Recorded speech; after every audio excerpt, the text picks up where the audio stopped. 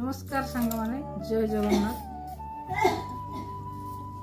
आमर जो मन कष्ट हम से आम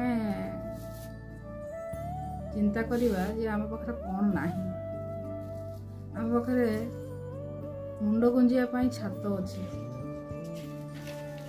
आम पाखे पिंधापी नुआ लुगा अच्छी आम पाखे खावाई ताजा खाइबा अच्छी आमे निजे सुस्थ रे अछंती तापर हमर गुड़ा हाथ अच्छी यही जिनस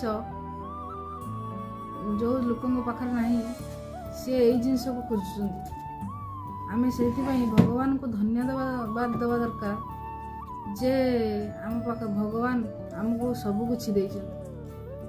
यही कथा को जदि आम मने पकेइबा ताले आम मनर केबे कष्ट आसीबनी। जय जगन्नाथ।